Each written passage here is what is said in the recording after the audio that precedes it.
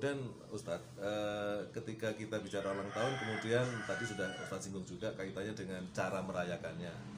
Ada yang kemudian katakanlah di situ muncul unsur berlebih-lebihan, hura-hura. Nah, salah satu yang mungkin sering kita lihat dan ini perlu kita tanyakan adalah tiup lilin, ya kan?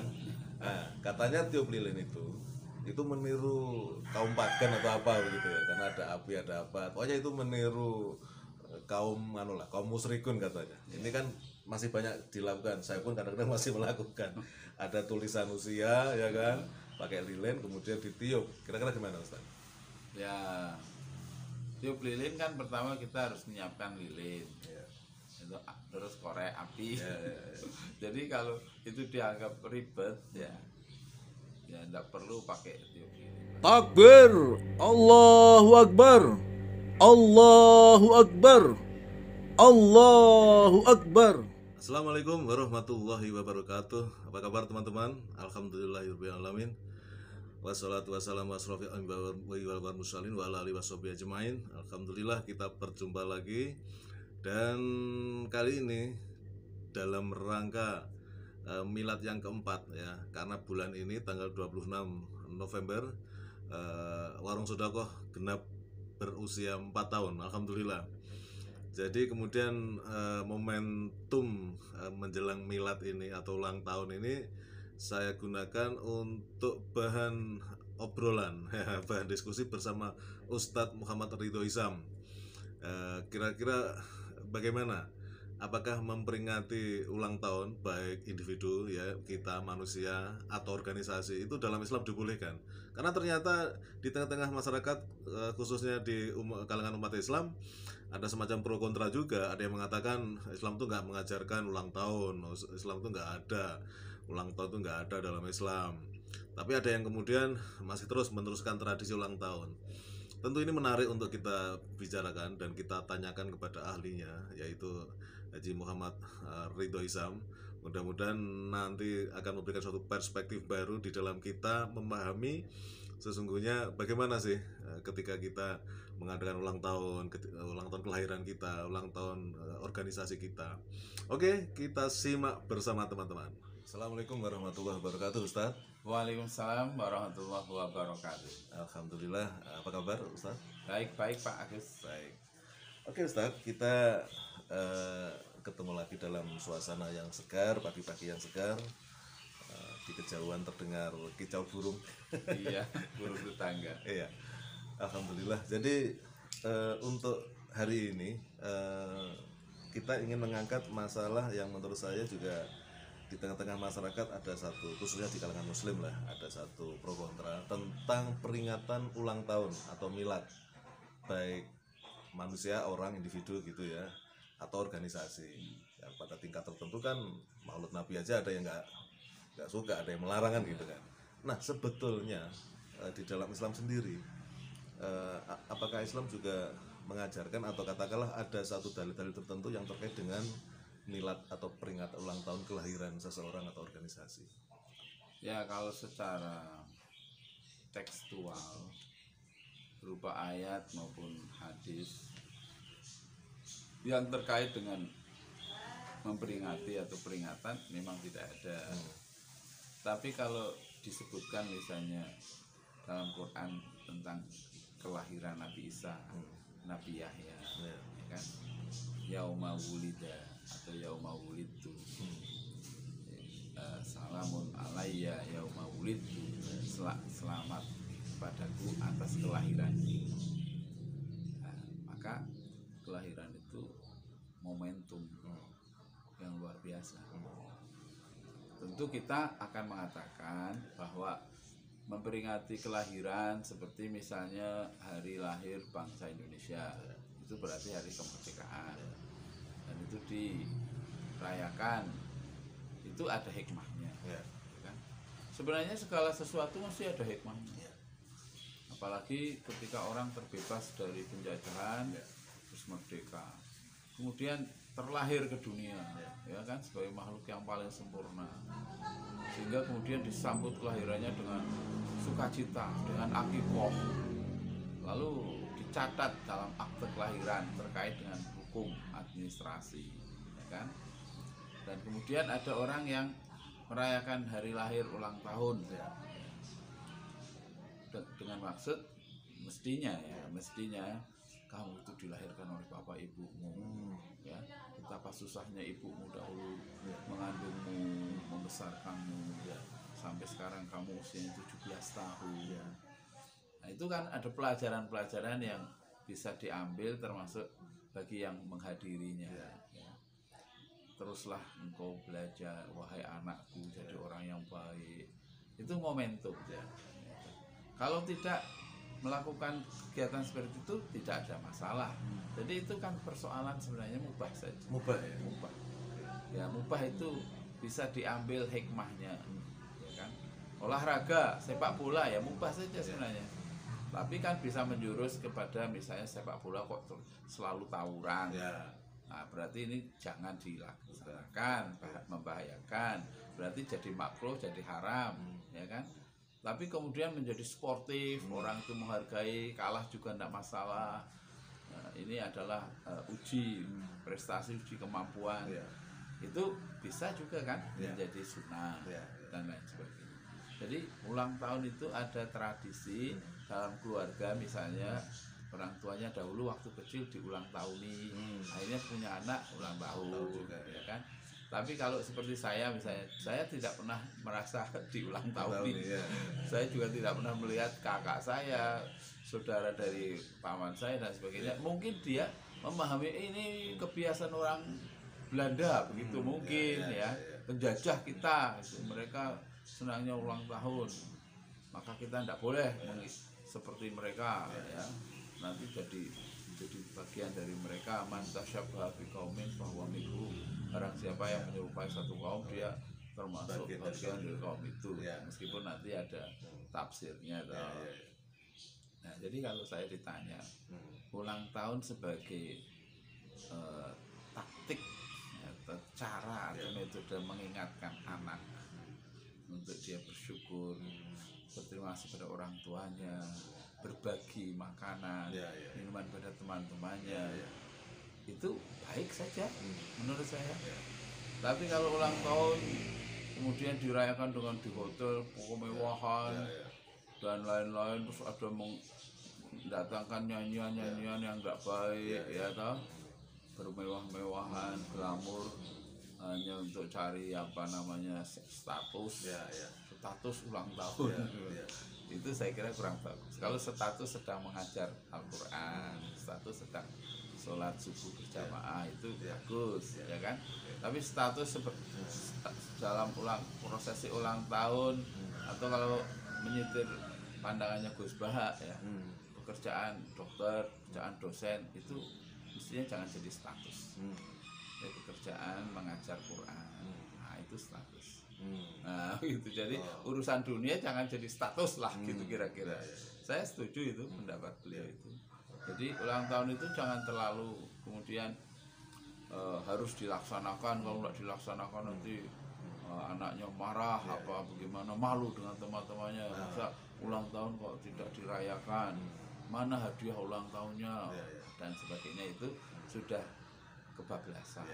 Jadi ulang tahun seperti hanya peringatan pengajian Maulid Nabi, Isra Mi'raj, silahkan saja pengajiannya. Hikmah daripada perjalanan hidup Rasulullah dalam peristiwa-peristiwa yang kemudian dijadikan hari besar, itu baik-baik saja. Oke. Dan Ustadz, ketika kita bicara ulang tahun, kemudian tadi sudah Ustadz singgung juga kaitannya dengan cara merayakannya. Ada yang kemudian katakanlah di situ muncul unsur berlebih-lebihan, hura-hura. Nah, salah satu yang mungkin sering kita lihat dan ini perlu kita tanyakan adalah tiup lilin, ya kan? Nah, katanya tiup lilin itu meniru kaum pagan atau apa begitu ya, karena ada api, ada apa. Pokoknya itu meniru kaum musyrikun katanya. Ini kan masih banyak dilakukan. Saya pun kadang-kadang masih melakukan. Ada tulisan usia, ya kan? Pakai lilin kemudian ditiup. Kira-kira gimana, Ustaz? Ya, tiup lilin kan pertama kita harus menyiapkan lilin. Itu terus korek api. Ya. Jadi kalau itu dianggap ribet ya tidak perlu pakai tiup lilin lah. Apalagi kalau dikaitkan dengan upacara-upacara keagamaan yang di dalamnya ada prosesi seperti itu, ya kan? Pasti orang akan bisa salah paham. Ya. Bagaimana kalau sekarang nendang bola aja, ya, jadi setiap ulang tahun ada bola yang kita tendang. Di lapangan berarti. Ya coba disodul. Gitu. Atau ya pakai raket misalnya. Untuk apa? Biar masyarakat itu gemar olahraga. Kan itu lebih baik daripada meniup lilin. Ya kan?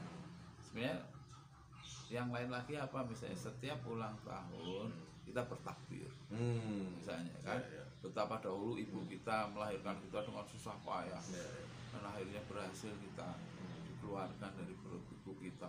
Allahu Akbar. Itu kan bagus juga, tanpa harus membeli lilin, membeli korek, ya, atau membuat roti, ya kan. Misalnya tidak roti lah, tapi buah, ya kan. Diharapkan yang hadir nanti jangan makan dulu, karena kalau makan buah itu sebaiknya sebelum makan yang lain. Kan jadi sehat. Dan ini juga kampanye mengkonsumsi buah-buahan. Jadi kalau ada yang niup lilin itu ditanya juga, kok niup lilin itu kenapa? Saya kan ikut-ikut biasanya kayak begitu. Nah ini kita merubah tradisi ikut-ikutan, ya, tapi dengan tradisi yang rasional. Kita pikirkan apa manfaatnya, apa mazharatnya, kenapa harus begini begitu. Karena tidak pernah ada yang namanya protap masalah ulang tahun itu. Dalam undang-undang, dalam hadis, dalam apa saja lah, tidak ada. Itu termasuk urusan manusia itu kan, Rasulullah pernah mengatakan itu kamu lebih tahu gitu. Termasuk itu ya? Iya. Kalau kaitannya dengan misalnya tanaman, bagaimana supaya subur, durian supaya tidak rontok, bunga-bunganya supaya jadi buah yang kuat, yang bagus. Nah itu urusan kalian tuh, tahu itu, ya kan? Dahulu kan Rasulullah terkait dengan sabda beliau, antum a'lamu bi umuri dunyakum, kalian lebih tahu lah urusan dunia. Rasul itu bukan diturunkan, diutus untuk ngurusin dunia, tapi yang lebih daripada itu, ya kan? Nah, itu urusan yang lebih penting dari urusan dunia, tetek bengek istilahnya. Nah sekarang kan orang lebih banyak sibuk dengan tetek bengek itu, ya kan? Merupakan merupakan substansi esensinya itu pernikahan. Tetek bengeknya itu, wah pakai ini. Akhirnya orang mikir, wah biayanya besar. Biaya besar lah. Kenapa kok belum nikah? Wah ini saya belum mampu biaya sewa gedung. Itu kan tetek bengek kan. Ya seperti itu Pak. Baik. Jadi supaya sebagai konklusi, prinsipnya ulang tahun itu katakanlah dalam aspek hukum mubah gitu ya. Mubah. Tinggal bagaimana mengemasnya, merayakannya. Kalau kemudian menjadi madharat berarti ya jangan gitu kan. Kalau manfaat misalnya kemudian dengan bersedekah, memberikan santunan, itu menjadi baik ya. Dan dia mampu ya. Sekarang kalau ada anak, orang tuanya tidak mampu, bahkan sekolahnya pun karena dia dari keluarga yang miskin, jadi pakai bantuan pemerintah, lalu dia harus ulang tahun. Kamu kok nggak ulang tahun? Dibina, dibully. Akhirnya kemudian orang tuanya dengan susah payah, ya kan, harus pinjam sana pinjam sini untuk ulang tahun anaknya. Ini kan sesuatu yang memberatkan. Mestinya tidak perlu. Dan sekolah itu perlu juga memberitahu kepada anak-anak, ulang tahun itu silahkan, ya kalau punya uang, punya harta berlebihan, bersedekah. Jangan diisi dengan hal-hal yang melanggar agama. Tidak ulang tahun juga nggak apa-apa, sama-sama baiknya kok. Seperti itu juga perlu. Tapi sekarang ini kan jadi tren. Misalnya elit partai itu ulang tahun, udah tua segitu kok belum sadar-sadar, gitu kan. Jadi orang jadi ngerasa nih, ulang tahun apa gitu kan. Ulang tahun itu kan apa benar bahwa tahun itu berulang? Kan tidak pernah sebenarnya, ya toh? Iya. Waktu itu kan terus berjalan terus. Waktu yang sekarang baru saja saya bicara begini Pak Agus ya. Ada masa lalu. Sudah masa lalu kan tidak akan pernah kembali lagi. Iya, iya. Seperti itu. Dan orang sering terjebak atau lupa seperti nyanyian panjang umurnya. Padahal umur kan berkurang. Iya, betul. Itu ya. Iya, umur berkurang. Ya, Jatahnya. tinggal melihatnya dari start apa dari finish, ya kan? Kalau dari finish memang bertambah, tapi dari start memang bertambah. Tapi kalau dari finish, susut. susut. Dan dalam Islam kan tidak penting itu umur panjang, tetapi umur panjang baik amalnya, banyak sedekahnya, nah itu baru makna dari umur panjang. Tapi kalau umur panjang tambah panjang maksiatnya, panjang korupsinya, wah ini saya kira harus dijauhi. Baik, Ustadz, ini kebetulan karena channelnya channel Warung Sodaqoh, dan Warung Sodaqoh nanti tanggal 26 November ini milad keempat. Wah, ulang tahun. Jadi mungkin ada yang ingin Ustadz sampaikan sebagai pesan kepada kami jajaran Warung Sodaqoh, sebagai sesuatu yang menjadi inspirasi dan motivasi barangkali ke depan. Ya, selamat ya kepada Warung Sodaqoh yang akan mensyukuri nikmat 4 tahun telah berjalan, mengabdi dan peduli kepada masyarakat yang memberi makanan dan mungkin nanti yang lainnya. Tapi saya juga ingin mengatakan bahwa dalam sebuah hadis itu disebutkan bahwa afdholus sodaqoh, seutamanya sodaqoh, ayat ta'allamal mar'ul muslimu ilman, seorang muslim yang belajar ilmu, summa yu'allimahu akhahu al muslim, lalu mengajarkan ilmunya itu. Jadi ada yang kita bagi berupa makanan, nasi bungkus, tapi juga ada yang kita bagi berupa pengetahuan, ilmu, sehingga orang yang tadinya jalannya sesat, jalannya salah, yang dia yakini benar, lalu kembali ke jalan yang benar. Jadi ini sodaqoh ilmu juga kan, melalui kegiatan ini. Jadi ini warung sodaqoh juga, cocok. Sekali lagi semoga tetap istiqomah dan semakin ngeremboko kalau bahasa Jawanya itu, semakin tumbuh berkembang, semakin banyak orang bersedekah. Dan sedekah itu bagi orang yang memberi sedekah itu bahagianya 2 kali lipat ya, daripada yang menerima sedekah. Mudah-mudahan yang menerima itu berkurang, malah gitu ya. Yang memberi bertambah ya, betul. Bagaimana yang memberi bertambah, yang menerima berkurang? Artinya yang menerima itu sudah tidak lagi menerima karena dia berubah menjadi memberi, ya kan? Artinya dia diberi kain, dipancing, sehingga dia bisa mencari nafkah dengan kemampuan mandirinya, dan akhirnya berubah dari mustahik menjadi musaki. Oke, terima kasih Ustadz untuk topik ulang tahun kita sudahi. Terima kasih. Assalamualaikum warahmatullahi wabarakatuh. Waalaikumsalam warahmatullahi wabarakatuh.